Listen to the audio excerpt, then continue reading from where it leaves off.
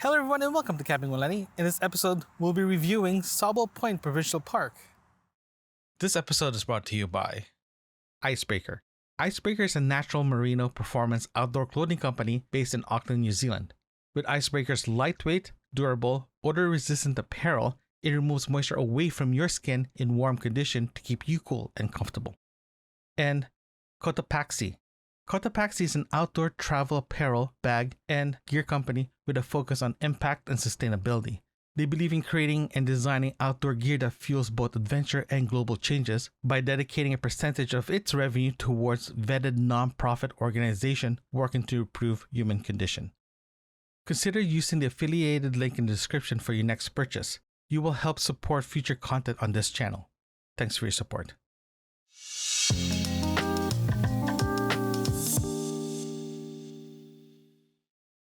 Sibbald Point Provincial Park is located in the shore of Lake Simcoe, just north of Toronto. About, according to the locals, 45 minutes north of Toronto. If you're stuck in traffic, about an hour and a half-ish north of Toronto. The reason why I'm saying an hour and a half is more than what the local is saying because traffic in Ontario is, especially in the corridor, the 400, the 404, the 404 is just a killer. It's just traffic. So if you're planning to go to here, just give yourself time. So in this review, we're going to go through what I've observed, pros and cons going to this campsite. So let's begin here. Sibbald Point Provincial Park is a great park. It is designed and it was designed for day use. The reason why I'm saying day use is the park itself gets so busy during the summer. They have to shut down the day use section of the park because there's so many people there. But the camping site, when we were there last weekend, it was about, let's say, 80%, 85% full. So it's literally designed for day use. Plus the proximity from Toronto, Vaughan, Markham, Richmond Hill, just the suburbs of Toronto itself. The proximity of those cities from the park itself is so close that everyone goes there, and it's way closer than Musaga Beach. It's closer to Musaga Beach, but you don't get the full vibe of the beachy resort town. But this one is very nice. The water is clean. The facility is clean, but it's old. I'll go through that later. But the park itself is really nice. Very, very great location. So it was super easy. To be honest with you guys, we were shocked how fast it took us to get our last stop to pick up my buddy Nelson, to get from his place to the park itself, because we were just shocked how close it was. We were thinking it would be a lot further because of traffic and all that good stuff, we were very sure how close it is. So, okay, let's talk about the beach itself. Let's talk about the day use. The day use itself was very interesting because when we got there on Friday, we went to the park store, and it was busy, but it wasn't too busy. It was like a typical park day use. On the weekdays, on a Friday, it wasn't that busy as well. So we didn't really gauge how busy it is until the next day. Saturday, Zahid and I, my other buddy Zahid, that went with us for this camping trip, we were shocked how packed the beach was. It comes to the point it was so packed that it was getting to the point that the majority of the parking lots are already full, going into the beach itself. So we were like, okay, let's go figure this out. Let's go grab our firewood and get out of there as fast as we can. We don't want to take too much spaces, right? That's kind of funny though, because we were there for about 10 minutes. When we got back to the car, it was already a lineup and the cars were already surrounding us. People were waiting for us to leave. That's how crazy it was. So it was pretty packed. The next day, that was Saturday morning. Not the next day. It's Saturday afternoon. We decided to take a walk to the park from our site to the beach stuff, not the park, but the beaches, the public beach, and every single parking spot was closed. everyone's walking. And if you watched the last episode, it was so full of people that it was so hard to find just a tiny spot for you to just set up your picnic area. So we learned that this place is so full and so busy throughout the year itself. You do have to start showing up way earlier than normal to grab your spot, grab your parking spot, grab a picnic table, claim your little area for the beach itself. So just keep that in mind. The next one that I want to talk to you about is the little bit of observation in the camping side. The camping side was great. There was tons of trees. There was tons of it was I don't want to say privacy, but there's enough privacy there that you don't see their campsite. But one thing that I've also observed is some of the campsite itself is sort of in a dip. So if there is rain, like what we had just before the rain on the Saturday night, it was just the water is pooling. If the water pools, this means it's just a very miserable time. It's kind of funny though, because one of our camping neighbors came in Friday night, like late Friday night, and they set up and all that good stuff. The next day, I passed by their site. Sorry, they came in around 9 o'clock-ish. So when the next morning when I woke up, they're still settling in and all that good stuff. They had a great setup. They had the gazebo, they had the tent, they have the chairs. Everything was very cool set up. But when the rain started Saturday night, I noticed that they were packing up. It was just downpour, so they left and all that good stuff. But anywho, I noticed that I was saying that the site itself are very there's dips in the site that can actually collect water. I did show one of the sites that actually has pool of water still there on Saturday afternoon, but because it rained before that, like on a Thursday, I think it rained Thursday before we showed up, but there were still puddles of water still in the site. So the drainage is not very good as far as I know, in some of the sites, not all of them, but some of the sites. The site that we had was pretty good drainage. Yeah, and so that was just weird. But moral of the story, you just have to be very careful what site you go to. This water does pool in. The other one that I observe as well too is the water faucet, the potable water. What I noticed that they actually use concrete pillars instead of wooden pillars like you normally do. Not like Long Point uses a wooden post with a water faucet and a little shelf. You put your water bottle, your water bottles and all that stuff to fill your water in. So it's very, very nice. This one is just literally a concrete slab or concrete pillar with a faucet in it built that's been concrete inside. So when it breaks, it's literally you have to destroy the concrete to get in the pipes. But anywho, so what I noticed as well too, the water itself does pool in at the bottom. So you put your jug on the ground. When you put water, they do pull in a bit. The water does pull in. So just be careful with that. It is a magnet of flies, so that's kind of sad. Yeah, that was pretty bad. But that's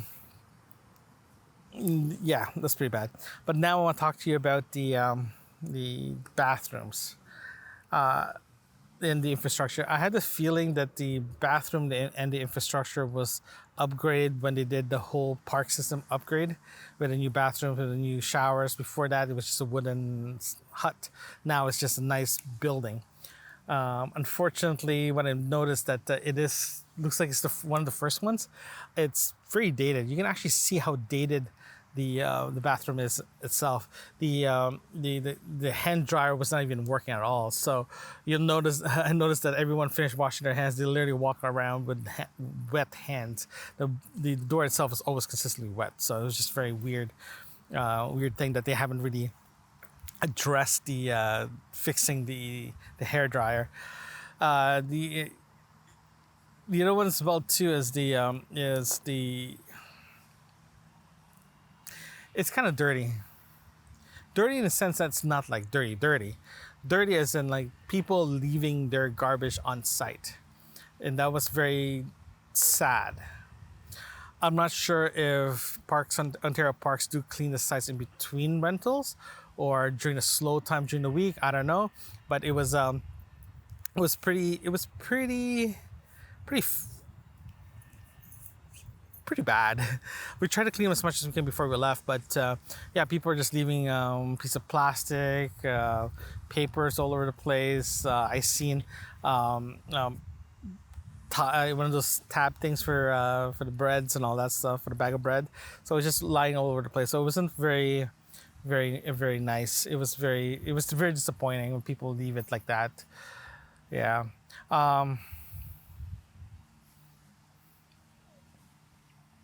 So now let's talk about pros and cons. Let's start with cons. Cons. It is very busy. If you're going there during the week, I think you should be fine. But if you're there before and after school, before school breaks and before school breaks and after school start, you should be fine weekends and weekdays. If you're there during the weekdays, I think you should be fine. It's not going to be as busy. You have time to go to the beach.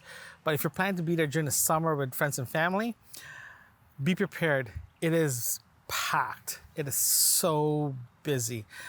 Like I mentioned before, the site itself was about 85% full, but they're all clustered in close to the bathrooms and the showers. So it gets very busy. There's a lot of traffic going back and forth. At the same time, too, you actually hear the main thoroughway in the park itself, so you can actually hear everything. So that wasn't very pleasant. But at night, when we were there, people were very good about not making noise throughout the evening. So that's really nice. If you are a city dweller and you're used to waking up super early in the morning, this is actually a bad place because people do wake up early. When I was there, so I'm not sure what's during the weekdays or other weekends, but people, when we were there, people do wake up super early. Okay, so now let's talk about pros. Pros: the proximity of the park in major cities. It's great. If you live in Toronto or surrounding metropolitan cities around in Toronto, going to Sibbald Point is super easy. It's just really nice. You get there super early. You don't have to travel 2-3 hours away just to get to the park. It's nice. It's a nice drive. But if you are planning to be there for the day use, be there super early. Don't go there late because it's just terrible. But if you are going to be camping there, you don't have to leave super early just to be on site. Check-in set 2. If you be there an hour before, I think you'd be fine. You don't have to leave like late. You don't have to leave at 3 o'clock and be there at 6, for example. And it's not like that at all. You literally show up when you show up, get it done and over. Get there, set it up, and good to go. The check-in process is actually pretty good. I believe I counted 6 check-in window for you to use. So it can accommodate a lot of people coming in just for a day use and for camping. The day use side, they have their own ticketing system, so that's fine. Also, the other the other pro as well too that I want to mention. I want to highlight this because this is actually pretty important. Just outside the park gates, park entrance, there's a convenience store. That store was awesome because it gives you the opportunity to, if you forget something, you get everything you need from there. Basic groceries, basic groceries you'll get there. Propane, wood, water, you name it, everything was there. So as soon as you leave the park, just go literally across the street. It's there. Grab whatever you need and go back. Right. So it's very, very convenient. So I really think that was very, very, very good planning, and the owner of that store putting itself just outside the park. So that was great. That was awesome. And the other cons as well too is not cons. I keep saying cons, but it's pros. The other pros that I want to mention is despite the busyness of the park, the community of being being outdoors is great. I've noticed that that people who go there they're there for the weekend, and they go there for the beach, right? So when you're walking around, there's a lot of people with little inflatable boats, stand-up paddles, kayaks, you name it. Everyone's there, so it's really really nice to see that. And you do have so much activities when you get there. It is definitely designed for families. It's designed for people who love being outdoors, so it's perfect. Also, there is a boat ramp as well too, so you see a lot of boaters coming in with their boats too, because there is a ramp there, but there's a boat ramp as well, so people are launching their boats there, to launching and picking up their boats for the weekend, or just leaving it there for a while. So there's a lot of activities there. The main thing in that place is actually the beach. The beach is great if it's not busy. There is bathrooms there that you can use. It's easier to get to the bathroom if it's not busy, right? So it's a great park. I do recommend this park. If you do decide to go there, make sure you go there during the weekday if you don't want too much crowd. But if you don't mind the crowd, go there the weekends, because it's a lot more fun. That's all I have. Thank you very much, and I'll talk to you guys later. Thanks for listening. If you like what you're hearing, consider supporting this podcast by buying me a cup of coffee, link in the description. You can also visit campingwithlenny.com. There you can find other episodes and links that can help you on your next camping adventures. Thanks again.